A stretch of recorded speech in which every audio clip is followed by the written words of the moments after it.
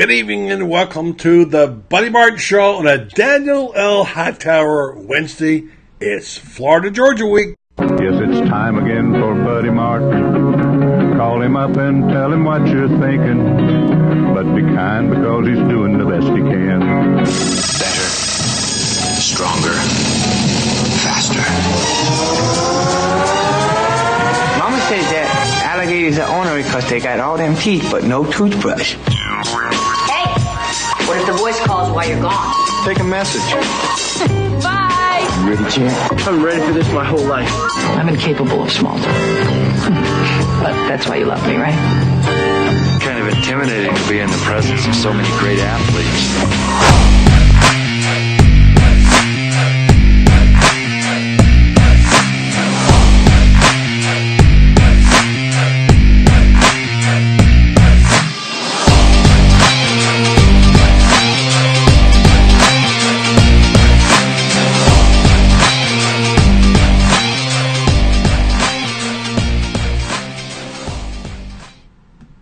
Well, good evening and welcome to you on a Daniel L. Hightower Wednesday. I am Buddy Martin, coming to you from Studio 12 in beautiful Ocala, where we're going to, for the next hour, hopefully inform you, maybe entertain you, and certainly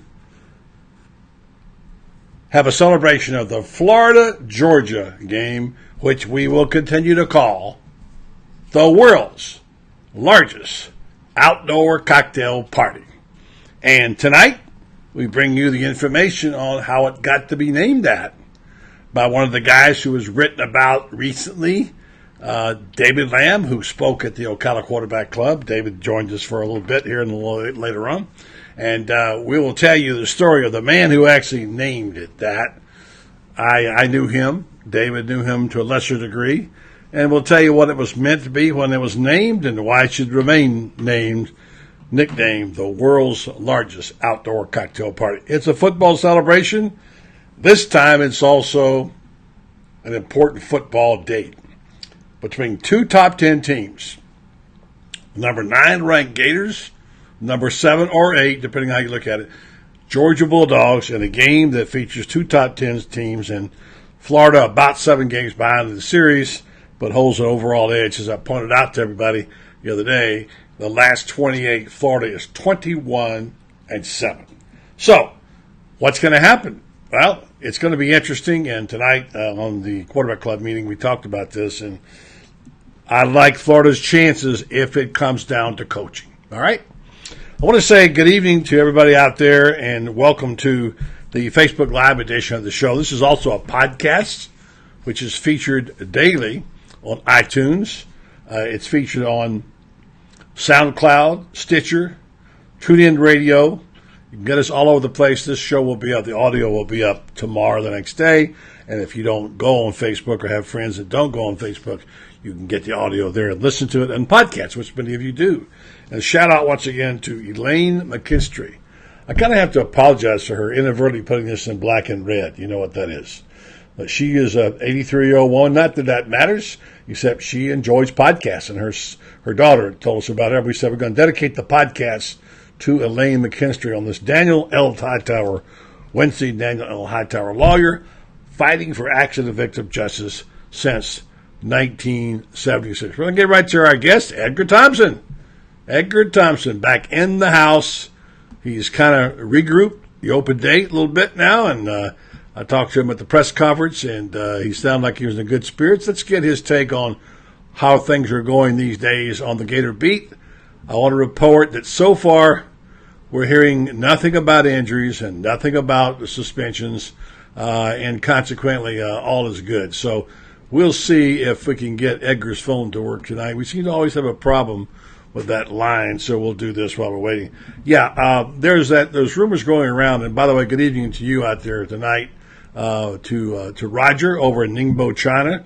Roger, good to hear from you and glad to know things are going well for you. Also to Kyle Stotero. I'm sorry, Kyle, you're new. Welcome. I'm sorry I don't recognize your name, but glad to have you. A lot of new people checking in. Daryl Holloway also checking in tonight.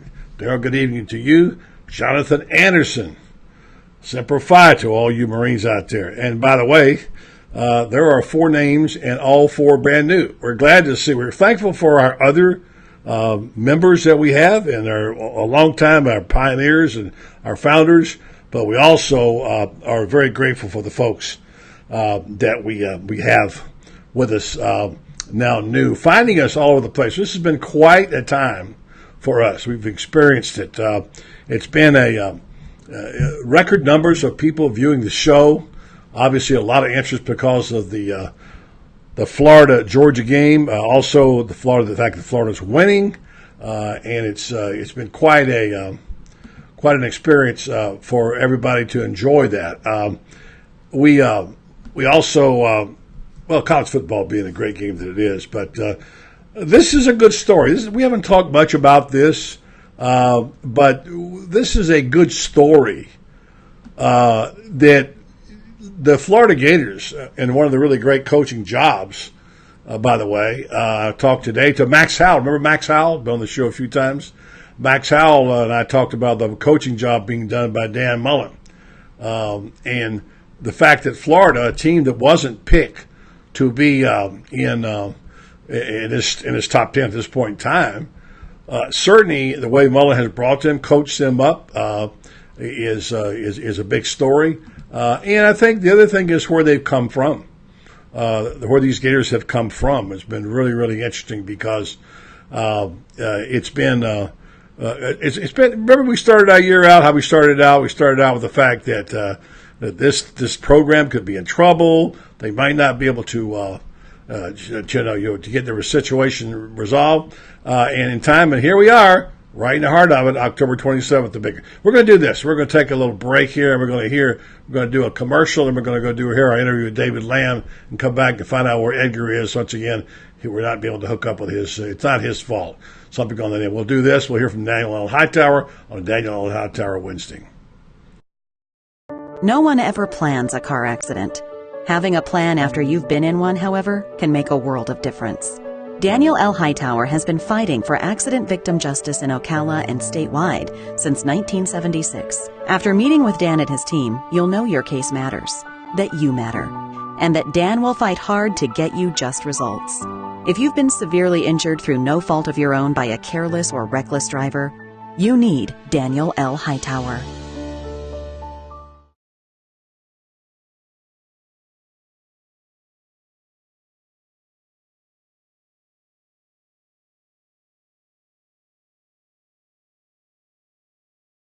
I'm very proud to be with. They've been big supporters of ours. And Corey King, who was picked the WinStar Star of the Week last week, is a terrific young player. You see him honored there. He's one of the Scott Brantley nominees and the winner of the week. And WinStar, of course, is known for their participation in the community. Thank you for that. And also, I want to say shout out to my friends over there in Mary Brantley and Joe Sorrentino. They run a first-class medical research facility, and with the proven high quality is a high patient-centered clinical research facility. WinStar brings cutting-edge technology to research we're badly needed here in areas like Alzheimer's disease, psoriasis, osteoarthritis, migraine, and fibromyalgia, among many other conditions that affect our community. They've done many, many studies there, and they're regulated by the FDA, and safety is closely monitored. If you want to be more informed about it, or maybe participate in some of these clinical trials, you can call them at Ocala 352-629-5800, or go online to www.winstar.net and check it out. WinStar Medical Research, seeking tomorrow's answers to the health questions of today. And speaking of the quarterback club, I wanted to just give a shout out to my boys over there and thank these folks. Dr. Frank Ken and Danny Williams, who are among the people who support the quarterback club, the Scott Brantley Trophy, which is going to be a fantastic thing. We're getting reports on that. So, we're really proud of this. There's a little information there that on the Scott Brantley. We have some really, really good news tonight on that. We'll be filling you in more on that a little bit later. But at the moment, we're going to see if we can go back to the phones. And we'll check in now with Eddgar and see if he is ready to go. I think he might be. Let's see here. I think his internet connection was off. Let's try it again and see if we can get lucky with Eddgar Thomspon. Yeah, there's a Scott Brandy trophy right there. Yeah. Okay, Edgar. I don't know what's going on here. We'll try it again. Either the number I'm dialing is not correct, or let's get this off of here.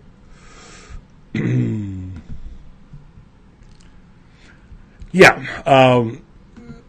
Let's see if we can get this squared away. Edgar has been working hard this week on the Florida-Georgia game, naturally. Thanks for your patience, folks. Appreciate it. We'll get to your message in just a moment as soon as we're able to get this resolved. Let's see, do a new call here. Brendan tonight is off, heading out to Orlando and to a show he has to do, and we'll hear from him probably over the weekend. And I think we're going to get Edgar now. So let's see if we've got the gentleman from the Orlando Sentinel now, Eddgar Thomspon. Hopefully he's going to be saying hello. I hear him scratching around the background. It could be. I'm here. It is him. You can see me. We don't see you yet, but we do hear you. That's some progress at least. Well, you know. There you are. You know what happened is that Apple wanted to update my software, and yes, then you got to sign in your I've had that happen to me a few times, Edgar. Listen, we all look. I figured out the other day technology, man. Well, here's the deal. I'm just going to figure that I'm going to have to spend an hour and a half a day of my life on technology. That's just how it's going to go. Of my day. An hour and a half a day of my life is going to have to go to some form of technology. I won't get into this. Everybody's got a technological story. And everybody's got a situation they've had to deal with. And, I spent 4 hours just getting my phone fixed, by the way, with Apple the other day. Anyway, let's not bore people with those stories. You're here. That's what's important. Thanks for being on the show again tonight, Edgar. Sorry about that. Don't worry about it. Listen, let's worry about the thing and the story we all care about right now, which is it's going to be a football game in Jacksonville. And I'm going to try to get more light. All right, you do that while I get your name line up, and I'll a little later on I'll have, as I said, David Lamm will be on the show. Lamb chops coming on? He's the tape tonight at the Quarterback Club, and I'll tell you about the Edgar. Do you know how the name World's Largest Outdoor Cocktail Party came about? Have you ever heard that story? I don't know at all. Yeah, it's funny because I knew this and I forgot this. And I thought, and somebody from The Athletic named Will Salmon, I don't know him, wrote the story, and I had remembered it after he said, I knew the guy pretty well who did it. Oh, that's pretty cool. And it was by Bill Castells, who was a sports columnist for the Florida Times-Union for 25 years. Not a great writer, not a terribly imaginative guy, but a nice gentleman and a guy who wrote regularly, and she was a stringer for Sports Illustrated. And one day he kind of just looked around and saw, all the people having such a good time and the bourbon in the air, and I'm sort of extrapolating, and said, this is the world's largest outdoor cocktail party. He wrote that line. It was a throwaway line, according to his daughter, on the story in The Athletic. And Bill Castells is the guy who named it. Bill's been dead for a while now. Anyway, so it's making a comeback, Edgar. I know that a lot of editors and producers don't like it, but it's making a comeback. A lot of people do like that, that term, because it's a celebration. You know what I mean? It's not just about. It's not a drunken brawl, although it certainly has been that. Who doesn't like it again? Well, what happened is for those who don't know, about 7, 8, 9 years ago, maybe 10, I forget. Might have been when Spurrier was there. A couple of students were killed, or drunk and got killed, and it was an outcry about it, and the president came out and said, we got with the University of Georgia president. They decided that it was glamorizing alcohol, okay? And so they said, please don't use that term. They got in touch with the producers' networks and said, please don't use that term. And they kind of banned the term.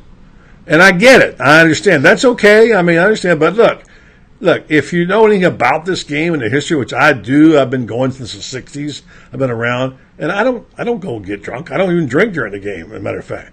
But the bottom line is that you... working. Well, I mean, you're working, but my bottom... Even if I'm not working, I've been to a few I'm not working. The bottom line is that it doesn't have to be about getting drunk. You can go to social events. Don't you ever go to a cocktail party for the social aspect of it, maybe you have tonic water. I've Well, been I there. haven't heard the term cocktail party in a long time, but Well, that's an old Southern thing, man. It's back now. I'm from Richmond, Virginia. I mean, yeah. those Well, you that get crowd, they dress up in a sports Exactly. jacket at cocktail parties. Right.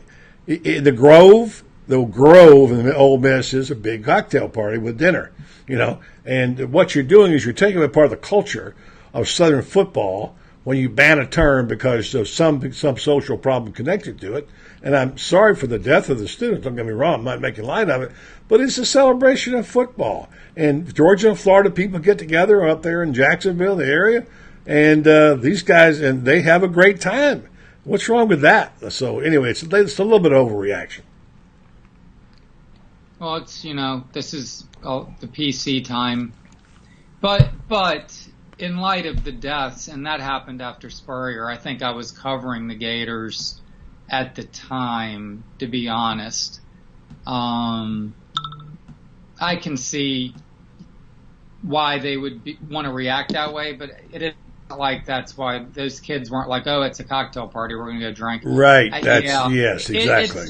It's bad, but no, it is associated with it. And I didn't realize Will wrote that story. I must have missed the tweet. But he does some cool digging and comes up with some pretty cool stories. So. Well, it's on the Athletic page site. That's why you didn't see it probably. But no, I pay for it. I do too. I subscribe to it. Mm-hmm. Well, Will and I have actually become pretty good friends. He hadn't posted it yet. I don't think. What they do typically is he'll tweet it out on Thursdays. Yeah. But they must already put it up there. Yeah. He hasn't tweeted it. No, it hasn't been tweeted. I got it somewhere on Facebook, I believe. But anyway, an alert or something. Yeah, no, Will's doing a good job. He's coming up with some unique stuff. I mean, that's their whole kind of approach. They're not like writing daily stuff. I mean, it's like I'm writing all this. This special features. I'm writing like a bunch of daily gibberish, about this, that, and the other, and he's like working on one story, maybe two for the week, which, and he's doing a good job coming up with unique angles for sure. Yeah. But he's a pretty sharp guy. He's a New Yorker. Yeah. By way of Clarion Ledger. Yeah, okay. Speaking of which, I'm going to have the sports editor of the Clarion Ledger on next week, Higginson. We're going to talk. Hey, look, let's pick it up where we left off. You had a rough week, and then you came back and pulled it out, and we won't go into. I don't want to go into that. I just want to say a lot of good response from people who you appreciate you coming back on and manning up and all that sort of stuff. And let's move on past that now. But look, I mean, you're one of our family, and you're a guy that we love having on, and the fans love having you on. As exemplified the fact that we have a lot of people that come on and listen to you every night. So thank you for that. I'm glad. Can you feel? I saw your. I check out your tweets. Bob Morse says Edgar's busy tweeting from his couch. Ouch, okay. Fair game. I actually don't own a couch. That's the irony of all of that. From his chair. It's a great term, though, couch tweeters. I think you've coined the term. So here's the deal. That term. Jack Campbell says it's his favorite time of the year, with favorite week time of the week. I mean, actually, Edgar, meaning you. Here's the deal. You said, and you put a stop to this rumor mill because I asked you about it earlier, and you tweeted us simply there. You asked Mullen, and you said there are no suspensions, no injuries. Elaborate. I asked him if Brad Stewart was going to play this weekend, and he goes, "Why wouldn't he?" And I said, "The internet." I said the internet, man. Yeah. And he goes, "Well, I make those decisions, not the internet." There you go. Just because the rumor's been circulating on a couple of message boards, I'm not. He didn't say. I mean, in my opinion, he did say he's playing, but I have some people saying, "Oh, he didn't really give you a yes or no answer," and there's a writer or two. One who tweeted, "We probably won't find out until 3:29," and another who commented to me that it was kind of, I forget how he put it, but kind of a half-hearted response. And a Dodge, a semi-Dodge is how they put it. Somebody texted me. Look, bottom line is, I have no idea, but basically I take Dan at his word. I mean, he didn't corroborate that. We'll see. If Brad Stewart doesn't play, I mean, that would be, a little odd, but he'll get asked about it afterwards. So he does, if he said, I'm not going to comment on that or, whatever, that would have been a better strategy if the kid, in fact, isn't going to play. But we'll see. I mean, look, Dan Mullen's made all the right moves all year. So if he says he's going to play and he doesn't play and we ask him about it, whatever. I actually just wrote a blog post a minute ago. I mean, look, it's Brad Stewart. We're not talking about Ja'Kai Polite here. Brad Stewart has made a few plays. Yeah, Brad Stewart was named to the midseason All-American team by Sports Illustrated. Ha, ha, ha. That's a joke. Do you know that? Well, I don't know that I'd quite put him there. Was Ja'Kai No, Polite? of course you wouldn't. Was Ja'Kai Polite on there? I don't know. I just saw. I don't know enough about safety play in college football, the world of college football. football. I mean, if you're going to put somebody up there, it would have been Donovan Steiner, wouldn't it? I mean, he would have been the guy to put up. Brad Stewart, I think, is great. Made a huge play. Yeah, no doubt about it. I mean, look, let's not anoint these guys. They just got in the lineup, okay? So let's wait and see. But Polite has made his name and made his bones. Aniga's made his bones. Reese has made his bones, whatever. And the safety play has been outstanding, but it's early. I mean, I guess it's been outstanding. I mean, he gave up a touchdown against Kentucky where Who he did? got lost in coverage. Stewart. No, I didn't say Stewart. I didn't say Stewart. It's been good. He has, but he got burned in the Kentucky game. I remember I saw the play. Got beat deep. Yeah. The safeties gave up 2 touchdowns in that game, buddy. We talked about it. You were concerned about the safety play. You mentioned it on the show. Yeah, I don't know that it's been outstanding. I mean, Brad Stewart made a pick 6 to seal the LSU game. Did I say that it's been outstanding? I misspoke. There have been some outstanding plays made by the safeties, okay? Yeah, I mean, but the outstanding play is guys like Reese and Zuniga and Polite. Those guys are studs. They've been playing, and for a while, until he got suspended, Joseph. Well, anyway, bottom line is I didn't realize he made the midseason All-American. I don't get SI anymore. Who cares? And nobody. I was trying to poke you fun at it, Good for him, but the fact is, I mean, it isn't like if they don't have, I mean, Juwan Taylor, they have Steiner, Sean Davis is healthy now. They could weather that, but they'd like to have him. So we'll see what happens there. Yeah. But look, I wrote a blog just a bit ago because of the incredible research of the University of Florida. That's why I'm kind of looking over this way because I have stats coming out of my ears here because I've been doing the game box. There's all kinds of great stuff going into this game. But they were talking about how, first year coaching transitions, because I was saying Dan Mullen, along with Mark Stoops, got to be the front runner for SEC Coach of the Year. And if Mullen keeps doing this and Stoops stumbles, which they could, I mean, even at Missouri this weekend, Kentucky could lose. And certainly Georgia visiting next week could be a loss. But Dan Mullen is really making a strong case. I didn't realize how strong until I was looking at this release. The Gators are the only team in the current AP Top 25 that finished 2017 at or below 500. Only one.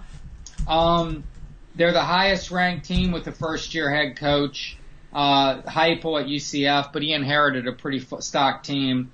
Jimbo, Mario Cristobal, who inherited like the best quarterback in the country, some think. So that's the other ones. But when you look at these other stats, man, they were 108th in scoring offense last year. They're 35th right now. They were 110th in total offense. They're 67th right now. They had 18 30-yard plays last year, right? Mm-hmm. They have 16 already. 18 all year. They were giving up 3.36 sacks a game last year. That was 124th in the nation. They're tied for 19th right now, giving up 1.29. That's a plus 105 change. I mean, the list goes on. The research is excellent. I wrote a blog just saying, look, this guy, he's leading the biggest turnaround in college football right now. Yeah. So, know, if he wants to keep Brad Stewart off the table, I mean, I guess that's his choice. Whatever he's doing's been working so far. He's got his reasons for whatever. The coach is coaching the media. Look, here's the big thing about it. And by the way, I got accused of being a Mullen lover today by Lamm because I talked about how brilliant he's been, why he's playing chess while they're all playing checkers. He likes to poke fun at me. It's all right. That's fine. Okay. He's, buddy, he's like I have a bromance. Maybe I do. Who cares? Look, I'll be me. I'll be the first one to criticize Mullen if he turns and starts having bad games. I'll be the first. I'll be among those. I've been known to be an outspoken critic of coaches doing a lousy job. I mean, for many years, for those who don't know. I don't really foresee him doing a lousy job. He's not going to. I've seen enough to know he's not going to. Yeah, I don't think. I mean, they could lose to Georgia, but, still have a great year. Look, the bottom line, what was his quote, man? He had a great quote that I used here. He's a quotable guy. But his quote, just summing up the team, this sums up this team to me. What he said on Thursday. He had a lot. He is quotable, but this was his quote he had the other day that fans listening might have heard or may not have. But he was asked, what does he think? What is this Florida football team? How would he classify it? Wait a minute. I asked one of those questions myself. Okay, well that's fine. And Mark Long asked one too. Yeah, well, go ahead. Read the quote. He said, I think they're a team that's really going to learn how to play hard and play together as a team and finding ways to win. I don't think they're a team you point to and say, wow, they're just this smothering, dominating defense or this explosive, high-scoring offense. They're a team that plays together as a team and does what they need to do to win, and then we play that way. Right. I mean, look, great quote. He knows what he's got. He knows he doesn't have a team. He doesn't have the purple people eaters here or the 2007 Patriots on offense. He has a team that's, scratching together ways to, get in the end zone, taking opportunities, creating turnovers. They're still third in the nation, tied in takeaways.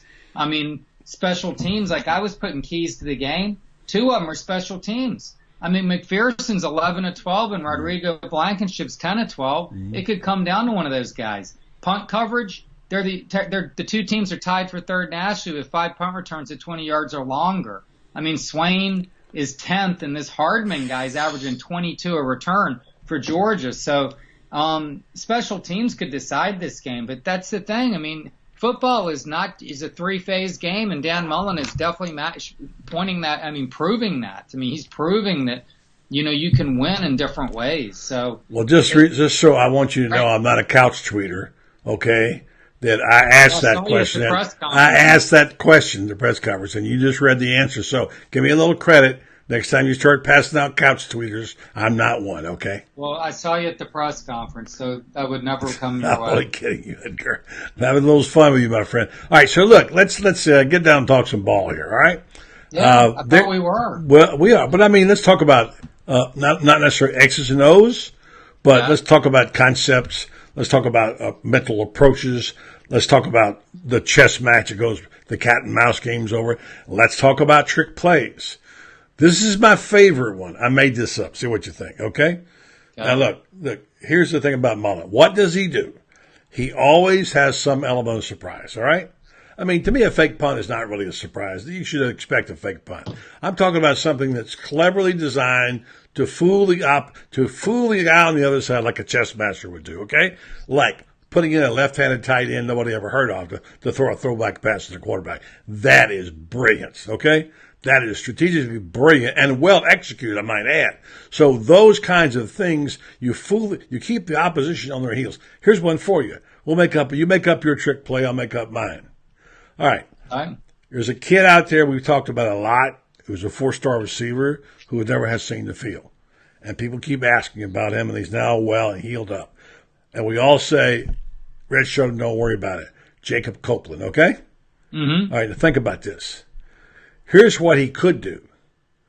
He could spot Jacob Copeland in the red zone on 2nd and 8 and put him on the lineup, and the Bulldogs have never seen him. They don't really know who he is, and throw the ball to him. He's allegedly a really, really good receiver. Have you seen him? I haven't.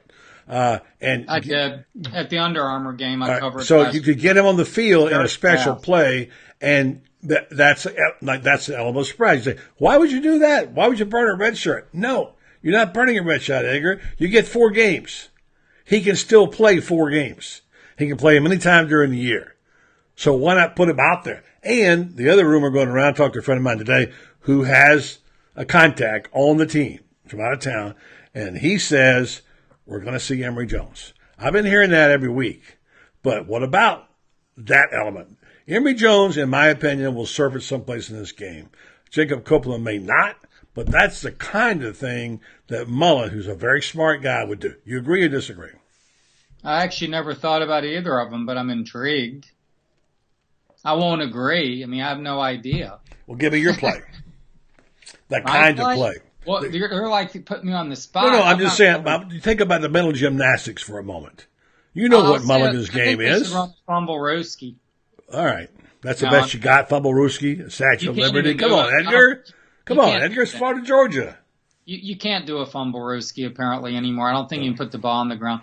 No. But I mean, Copeland's intriguing, and here's what I saw of him at the Under Armour game where he had minimal touches. So we'll harken back to that game because I can address both players. All right. Copeland, it was freezing. It was a 40-degree night in Orlando. It was cold and windy. We're interviewing guys on the field afterwards. I mean, literally by the end, your face couldn't even move. But Copeland really has some speed. He kind of reminds me a little of Ted Ginn in that he's kind of a longer strider, longer strides, but he really gets some speed going. And so I don't know about his receiving skills particularly. I'm sure they're very good. I mean, he's 69th rated recruit coming out last year, I believe. He was the highest rated guy in the entire class. But he definitely you could run him on a jet sweep or do something with him, and that would be pretty effective, I would think. As for Emory Jones, who played in that game and had a really poor week of practice at the Under Armour, I don't know if that guy is ready. I mean, he wasn't really very good in the summer, the spring. He didn't stand out. I mean, why do you really want to bring him in a game of this magnitude? I mean, take a chance that he, can't handle it. I don't know. I mean, maybe. I mean, what's he going to do? I mean, what's he going to do that Kadarius Toney can't do, for example, who is comfortable in there? They know Kadarius Toney's game. They don't know Jacob Copeland's. No. I'm talking about Emory Jones. Oh, Emory Jones. Okay, yeah. I mean, Toney, I don't know. I don't know. The football decently. I don't know that Emory Jones isn't a better passer, but if you're bringing him in for a trick play where he's going to run it or pass it out of the Wildcat or do something, I mean, why wouldn't you give Toney that rep? I don't know. Well, he needs more because he's only got 9 catches, and there are 5 guys in double figures. Toney, I don't think they're still involving enough, but that might be part of something. It might be factored in. I'm talking about something brand new, though. Something new and different, and something that involves some really thinking. Because Mullen's a good thinker. There's no doubt, but I don't know that Kadarius Toney's touching the ball enough anyway. So it might be a Kadarius Toney issue. Okay, I mean, maybe he's not able to pick up certain things or dropping a lot of passes in practice. Yeah. He certainly has to prove. His hands were something he had to prove and improve. Mm-hmm. But I don't buy Emory Jones. Jacob Copeland, if he is in fact healthy, and I don't know, I haven't been to a practice. We're never let in there. His name hasn't even come up. Supposedly, and what he said to others, he's healthy. So I don't know, but you would know. I don't know. Jacob Copeland. Who said? Supposedly in Twitter or social media, he's telling people he is physically ready to go. Oh, Jacob is. Okay. Jacob, yeah, Copeland, yeah. Yeah, that's fine. I mean, I just think they're guys who are comfortable right now and doing things that. Why take touches away? I mean, Trey Grimes isn't touching the ball enough, in my opinion. I mean, right? It's like, why all of a sudden involve Copeland? But, hey, he could throw a twist in there. It wouldn't surprise me. I do think the fake punt was a trick play, though, back to that. Yeah, I mean, it is. It's about the timing of it. It's the timing of it makes it a trick play. 37-yard line. That was a pretty bold call. But in terms of the degry of difficulty. Johnny never even ran a fake punt. Johnny never did one. Yeah, surprise element is good, but I think the genius of the left-handed pass to me was brilliant. That was something. It was, and Gary Danielson, who I spoke with the following week because I wrote a story on Dan Mullen's play calling. he said that he had seen that play during practice. Yes, he did. Said on TV, yeah. Well, yeah, and he said he was kicking himself because when the guy came in the game, he didn't say, "Oh yeah, guess what's coming." I bet you I know what's coming, because he didn't even see him come in, because that was only his third play of the whole game. So that was kind of crazy, and the fact that it didn't send up a red flag for LSU. But look, there are a lot of moving parts out there, man. You got to really be paying attention to have picked up on that. But that's what Dave Aranda is paid $2.5 million to do. I mean, that should have sent up a red flag for the. But anyway, bottom line is, I'm intrigued by your thinking. I'm not saying that I'm just dispelling it at all. It's just a conversation for the people who said I was not talking football. I don't see Jones. I don't see Emory Jones. Yeah, I'm not. I didn't. That's not my idea. That's somebody else's idea. I've been hearing Emory Jones all season, and anyway. Why are you going to bring him out in the biggest game of the year? Well, if you can spot him I thought they'd have a package for him by now, like they did Tebow. But he's apparently not executing that well, so that's my guess. We all did. We all thought that was going to be the case. Yeah. Okay, let's talk about these two teams. And let's get your thoughts about, can Jake Fromm carry a game? Can he, if Georgia's behind, can Jake Fromm come back and win the game for the Bulldogs? I mean, I think he's pretty good. I mean, he's 18-3 as a starter. Alabama, he made some real good plays in the national title game, but he made some bad ones. Also, he had 2 picks in that game. Only other time he's had more interceptions and touchdowns was at LSU, where he had 2 picks. Mm-hmm. That game he struggled. But I think I said this on the Thursday appearance last week. You got to give Tiger Stadium and that crowd some credit, because it's like the LSU game here, which I think by the end LSU was rattled and was deafening. And, they forced those turnovers at the end of the game of Burrow, who hadn't had any all year. Interceptions, that is. And he had 2 down the stretch. Fromm kind of fell apart there. A lot of people second-guess Kirby Smart abandoning the run. I mean, they had Fromm throw 34 times. I think their formula, they want to run the ball. They averaged 5.78 yards a carry, which is second in the SEC. Holyfield averages 7.5 and Swift 5-ish. And they're both pretty talented backs. I think they're going to try to establish a run more and not force Fromm to try to win the game. Well, that's what they'd like to do, but I don't think he's capable. They run the ball on Florida? They can run it on LSU. Yeah, I mean, Florida's run defense has been up and down a bit. Pretty good against LSU, Edgar. Florida outrushed LSU. Okay. Do you remember the fourth quarter drive when the guy had a 47 and 31 yard run? There's no question that they've given up yards, but when Florida outrushes LSU, that tells you the Florida's running game is better, or than you thought, or maybe LSU's rushing defense is not as good. Because you got to give credit where credit's due. They outrushed the Bulldogs. LSU rushed for 275 last week against Georgia. Well, that's Georgia. Yeah, but I'm saying they rushed for 275. And that's what I'm telling you. Is that my point is that I think Georgia was somewhat exposed. Oh, I'm not saying that Georgia isn't going to. I thought we were talking about Georgia running the football in Florida.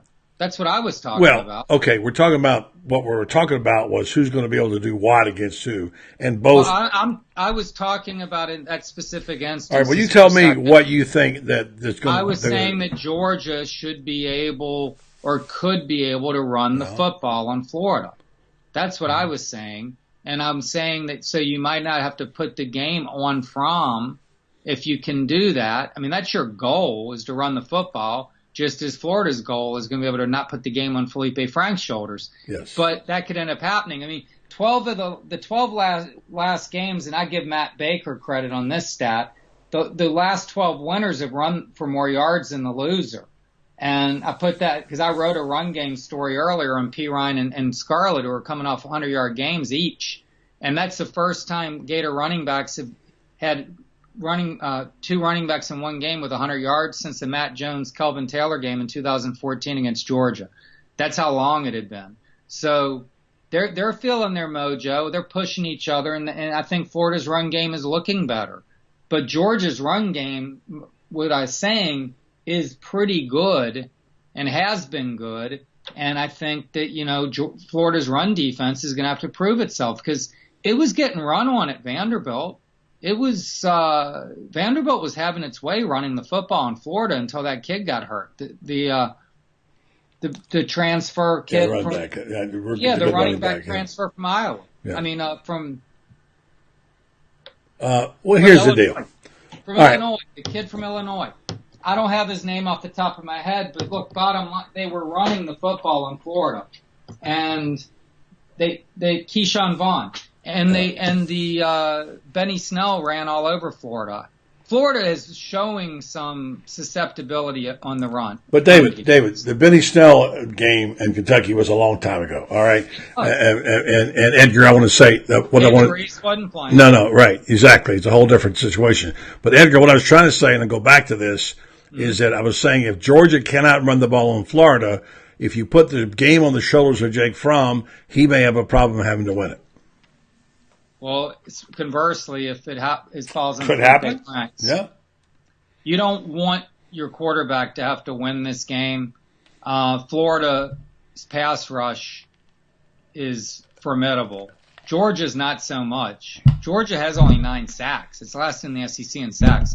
But look, Kirby Smart, man, can coach some defense, man. He's going to have some stuff up his sleeve too, and. I mean, I like Florida's momentum. I like what Mullen's doing with this team. But since last year's game, okay, Florida has undergone a coaching change, a culture change, right? Mm-hmm. Smart, meanwhile, has played for a national title, won an SEC title, and landed the number 1 recruiting class in the entire country. And really, until last week, people were very impressed with what they were doing. They were scoring 40 points a game. They were scoring 42 a game going into last week's game, and then laid an egg at LSU. So whether they were exposed, I kind of agree that they probably were, because I don't think they were quite as good as people were thinking, and were basing it on last year's results. It's still one game, and let's see what they got come Saturday, because I think it's still a pretty talented, deep team. And Florida, as Dan points out, is not a complete team yet at this point, and is winning as a team. And I think it can win again as a team this weekend. I'm not doubting that at all. I'm just saying that Georgia might be just a step ahead, but that doesn't mean Florida can't win.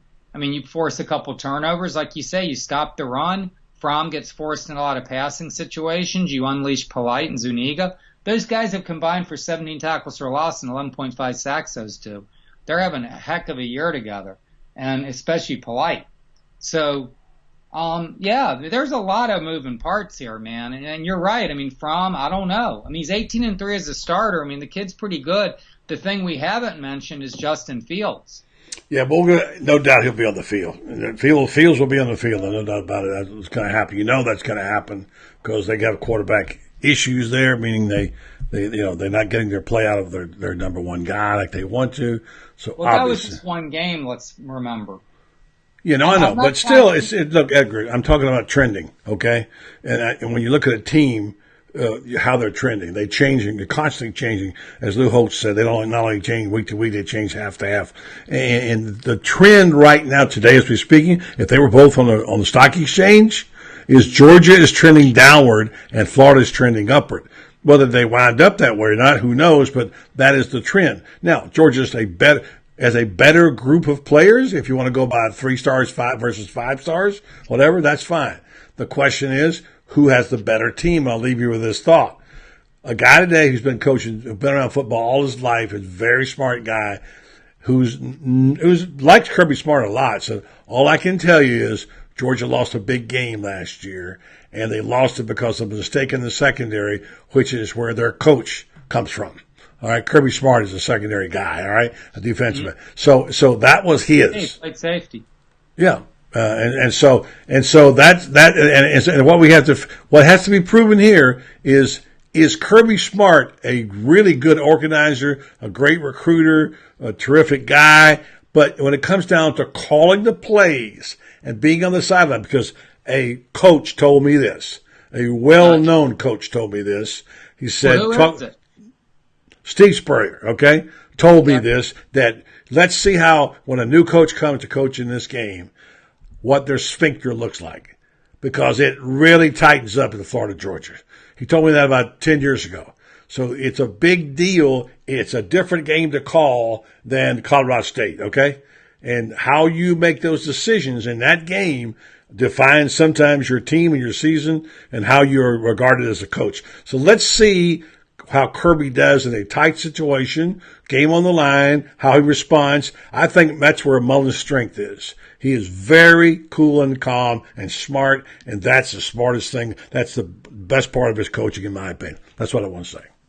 No, hey, look, he's made all the right moves this year. I mean, the Kentucky game got away from him, but like we pointed out, a number of these podcasts now, they were without Reese and Jefferson, and that team was second game of the season. They think it was a blessing looking back at it. And look, P. Ryan touched the ball like 3 times in that game.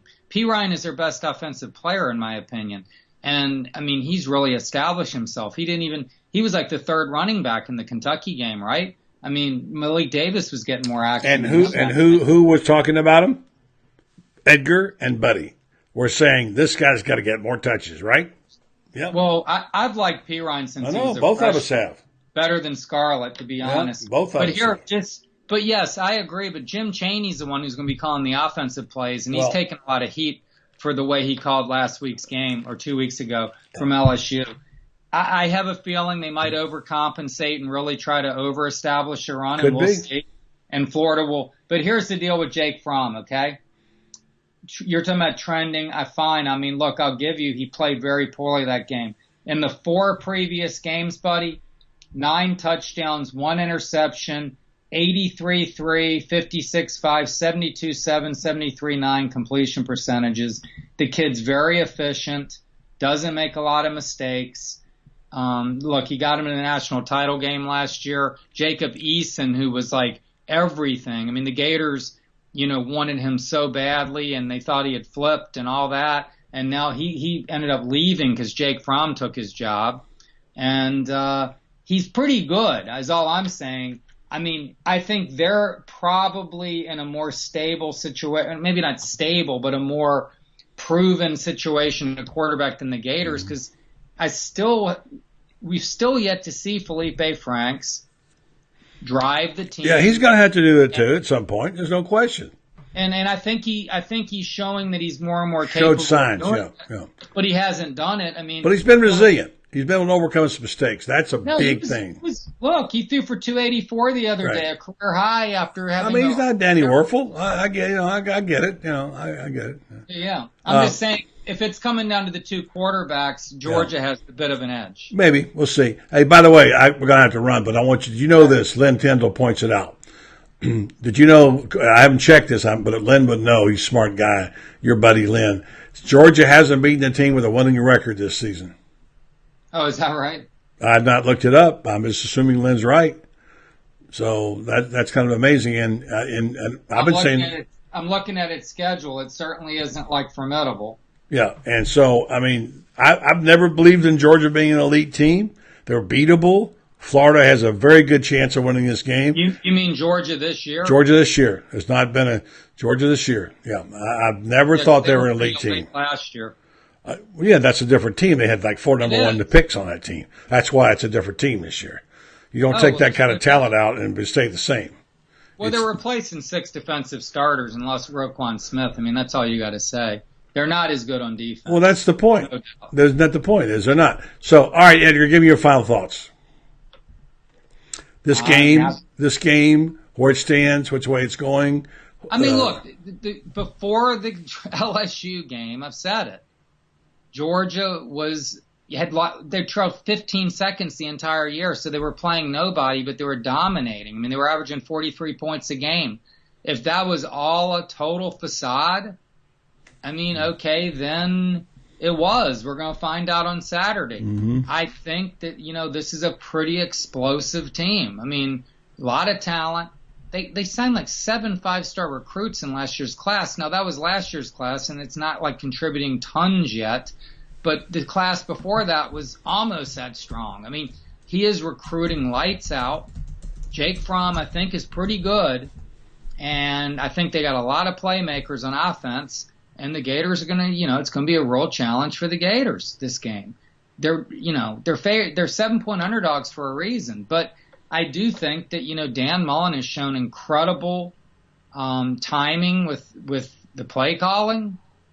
These kids are very confident under him, and they're very fit. They're playing much more physically. They're physically tougher than they were against Kentucky, and they're improving week to week. He's building them up, and the Vanderbilt game was a good lesson for him. It was like, hey, you didn't have a great week of practice, and you fell behind by 18. Now you won, but you can't do that again. So it's probably been a pretty good week of practice here. When are you going to make your pick, by the way? Well, if I had to pick the game, I'd pick Georgia. I think that's pretty clear from what I've said. I just think it's a more talented team at this point that's farther along. But I thought LSU was. And look what the Gators did. So I'd like the Gators to win the game just to keep this ride going because it's been fun. And after this, if they do lose, then it's a challenge to say, okay, you can't win the East now. And this back of your mind, you got to be thinking, hey, we win this, we're in the college football playoff hunt. They could debut at 6 in the college playoff rankings on Tuesday if they win this game, the Gators. So these kids know what's at stake. These kids are on their phone more than I am. They know what's going on. So that would be a blow. And then they get Missouri here, and I think they can win out from there. Yeah. But, the challenge is to get them, hey, we can win out and win 10 games and really take a huge step as a program. Right. So this is a huge game for morale. No doubt about it. Yeah. And I think the Gators can win, but if you force me to pick it. Okay. Who are you picking? I'll make my pick on Friday. I definitely have taken the 6.5 points in the quarterback club pool. And I have not picked it. I'm leaning toward Florida. Just for the well, I think the 7 points for sure. I think it's going to be a close 6.5 now. I think it is. But anyway, yeah. No, I haven't picked. I'm waiting to make my final judgment based on. I don't like to make picks early in the week because often I get in to say I don't like that pick. It's not the way I think. I'm going to wait and see, but I'm leaning toward Florida right now, depending on a few things. And my mind is why if it comes down to the coaching calls, I go with Mullen. Here's the other thing. I'm going to disagree on one point. I got to go. Is that what? Here it is a point. You said Georgia's a better team. Well, let me just talk about the word team. Well, I think they're more talented. Wait a minute. Okay, that's not the same thing. But here's what I said tonight at the quarterback club talking. Georgia has more 4- and 5-star people, more talented players, right? But does Georgia, Undoubtedly. Yeah, okay. So now, but who has the best team? Who has the best overall team? It's not the same thing. And if you go back to the Steve Spurrier era, this happened all the time. Georgia had more talented players, but Spurrier had a better team.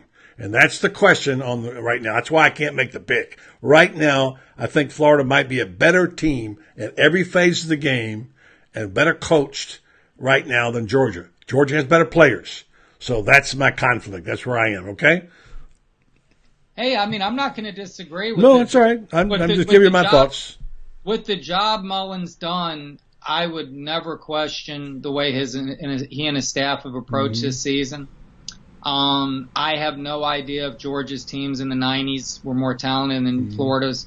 They didn't have any of those rankings then. I wasn't even around. I was living in New Mexico watching horrible football, watching Mountain West and WAC football. So I wasn't watching the quality of football then that you were. But yeah, look, they had Ray Goff coaching them then. I know, I remember it well. Steve Spurrier's a freaking genius. Yeah. Dan Mullen has certainly shown like some incredible. He's really looked great this year so far. I don't know if he's quite Steve Spurrier, and I don't think No, he's not. I can tell you right now, he's not. Eddgar, I got to go. I appreciate it, buddy. Good stuff. I'll see you at the world's largest outdoor cocktail party. Yeah, well, it'll be fun. I'm looking forward to it. Me too, man. Thanks a lot, Eddgar. Appreciate it. Bye. Eddgar Thomspon, one of the hardest working men in show business. He's gracious to give his time. A guy works hard, and he just gave us an hour there. He covers the beat. When you have people who don't cover the beat can't really know what's going on. They can do statistical information. They can do all this data, all this stuff. That's fine. If you like that stuff, that's fine. In terms of information it's really hard to get information from anybody. There was a time when you could rely upon relationships, which is what I've done in most of my life. No longer. Just because the coach likes you isn't going to help you a bit when it comes to hard information. Eddgar is out there what they call shoe leather, on the beat, asking questions, digging, whatever. So I appreciate people who are doing that, and I appreciate their information, and I appreciate their time. That's why we try to make it a point to get people like that on the show. All right? And look, it's not about who you like, okay? If you don't like the guests, go someplace else, all right? Listen to them. Get their information. We put up our lineup of people against anybody's. If you want to know about Florida football, the people we have on are as knowledgeable as anybody up there, okay? So I appreciate these guys for sharing their information with me, and I hope you will appreciate them as well. Instead of somebody saying, who's this guy? Who's this guy? He's been covering the team very closely. He knows a lot about it, a lot more than you do, and a lot more than I do. So have a little respect once in a while, okay? All right, listen, tonight we had a special time at the Ocala Quarterback Club with David Lamm. You all know Lamb Chops, many of you do. He's a heck of a guy, and he's a little different. Some of you might have difference of opinion about it, but having said that, he's always fun to be around. And I want to see if I can get together on my information here and give you this, and we'll come back and play that.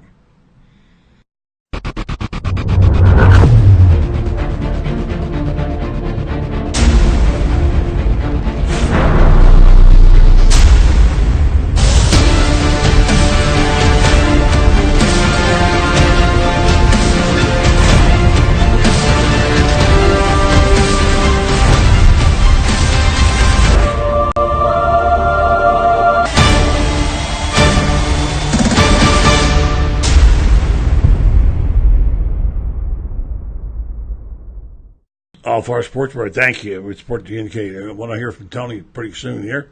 Tony's been giving us some great stuff to give away on our elite program, which you saw last night's program.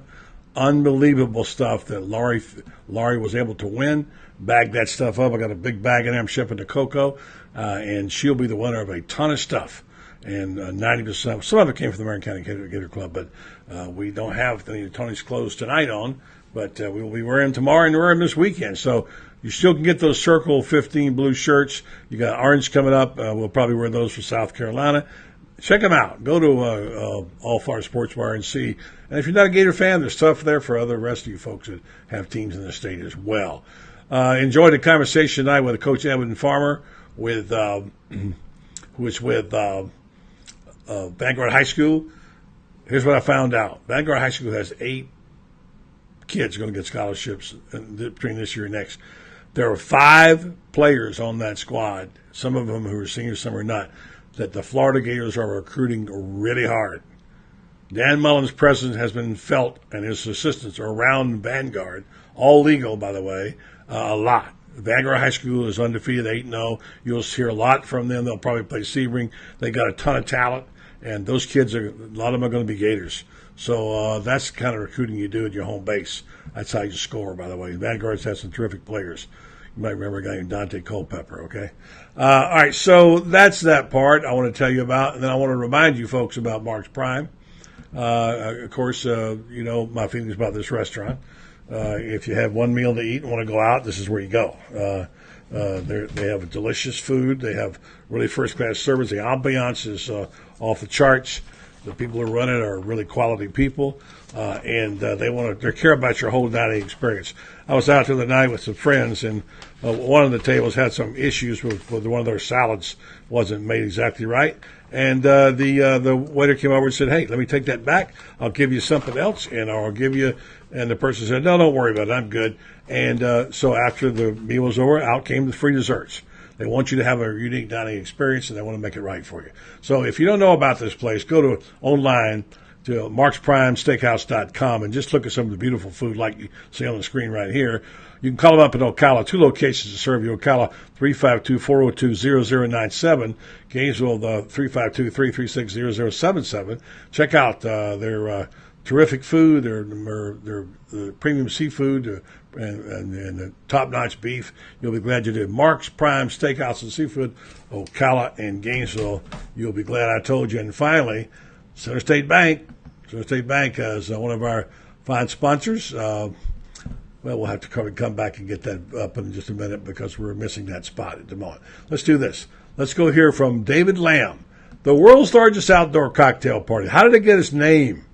Well, we talked to David Lamm, who was a story written, by the way, on The Athletic about this game in which Lamm was promoted. Who had the term? Who was the first to coin the term world's largest outdoor cocktail party? Well, eventually David Lamm will tell us.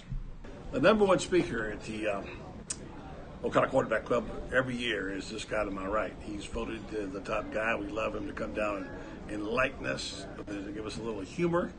Very little, but some. My longtime friend. You know why they invite me? Because when I come, they have steaks. So I think most of them come for the steaks and not me. Maybe it started out. Maybe it started out for me. Yeah. But over the years, they just know as the steaks were going. So there's a tip for you out there. Always serve steaks when you're speaking. And, no, it's good to have David back again. We go back a long way. We won't go there tonight because we haven't got enough time. But this is obviously a big week for everybody, but particularly for you, and a little bit for me because we go back when Georgia was the team to beat.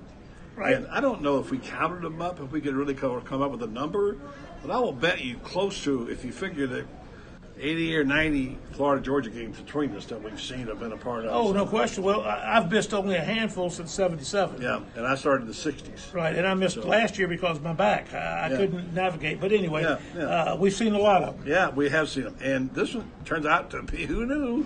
Well, a month ago, this looked like a blowout like last year. The Gators looked like they had no chance. Yeah. And I think Georgia is still one of the top 3 or 4 teams in the country.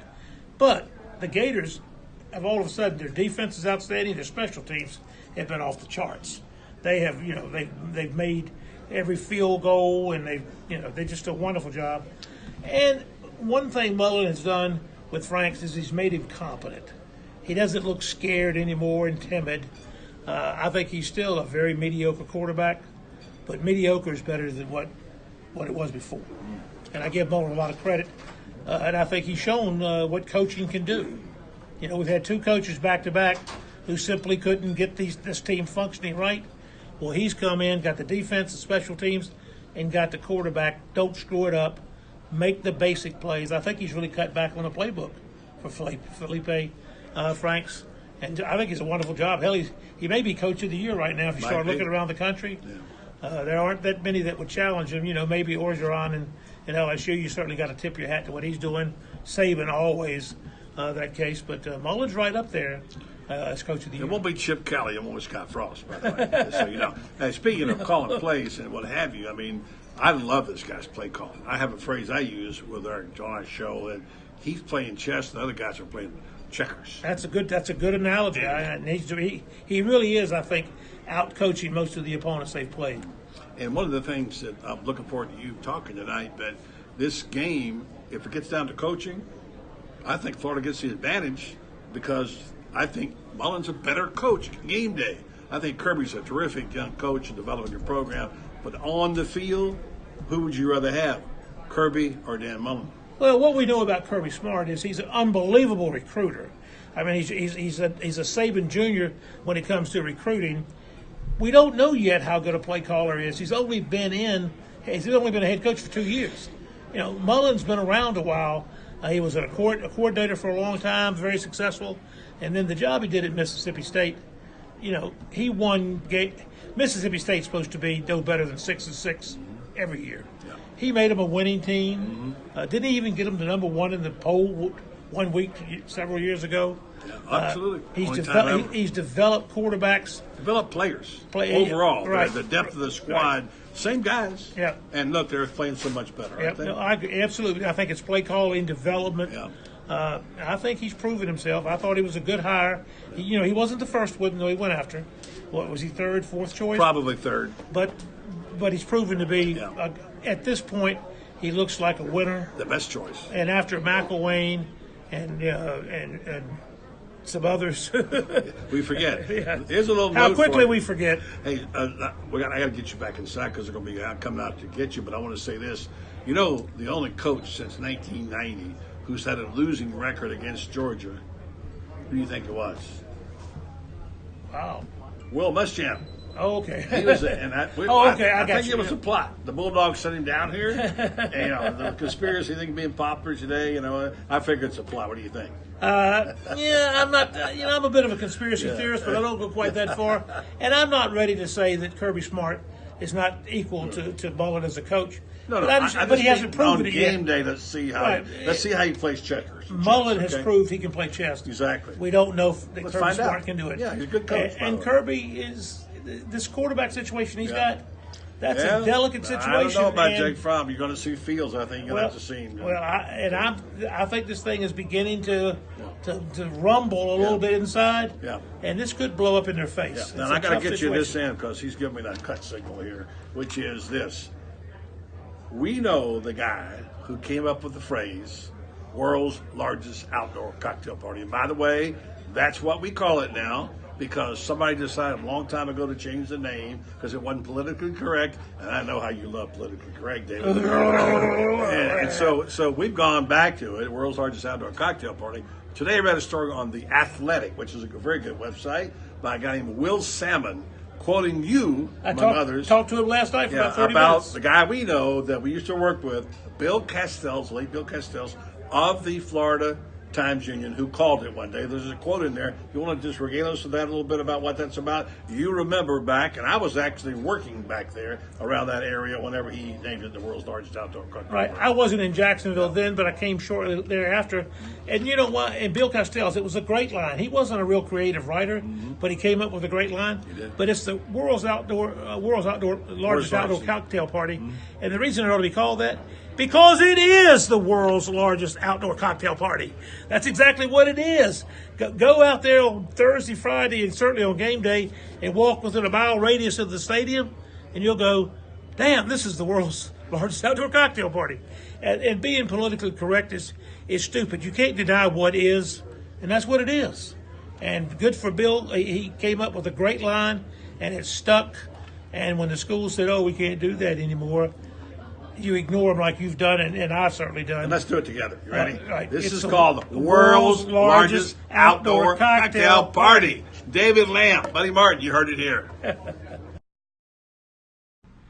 Okay, we established that point. After a couple of days, you won't hear about it anymore. All right, so just want to wrap it up by saying thank you. Edgar had a lot of information tonight. Tomorrow night, Laura Rutledge will join us. We'll have a couple other, Tate Casey will be on the program tomorrow night, as a matter of fact. On Friday morning, we'll be hearing from Paul Feinbaum. Will be our guest. The SEC Nation will be in Jacksonville along with ESPN Game Day. So we will continue to bring you our Franz Beard. The Iron Duke will be here on Friday. We'll take some picks. We got our picks from the Quarterback Club folks and from Joe Williams. We'll do our picks. And we may have another guest or two, depending upon whether Terry Bradshaw pops up or whatever. We'll do that tomorrow night at the usual 9 o'clock. Don't forget, Football Friday now is going to be coming up at 11 o'clock on Friday. It's a day game, okay? Let me just put this back cover right now and tell you about my bank. You heard me talk about it a lot because it's a place that we not only go to do our banking, but we also have some social functions there. And one of the things we like about this bank is that they're in the community and they're willing to share their space, a beautiful facility with us, and it makes it nice when you have an event that you want to be special. I'll just go ahead and tell you that Center State Bank has lots of locations, 82 of them in 30 Florida counties, where you can go and take care of your banking needs. They're also big on their core values, which is being driven locally in the markets. They have a long-term projection on the horizon for finances. They believe in world-class service and relationship banking. So check them out. Go online at centerstatebank.com and see what's nearest you.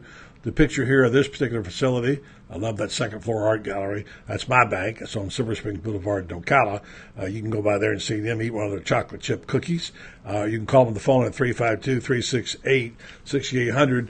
Center State Bank, centered on community and customer service. Okay, well, we went a little over tonight. Hope you enjoyed the program. We'll be back tomorrow night to talk more about what else the world's largest outdoor cocktail party, and the Florida-Georgia football game, all coming your way tomorrow night. Thank you. Hope you enjoyed the show.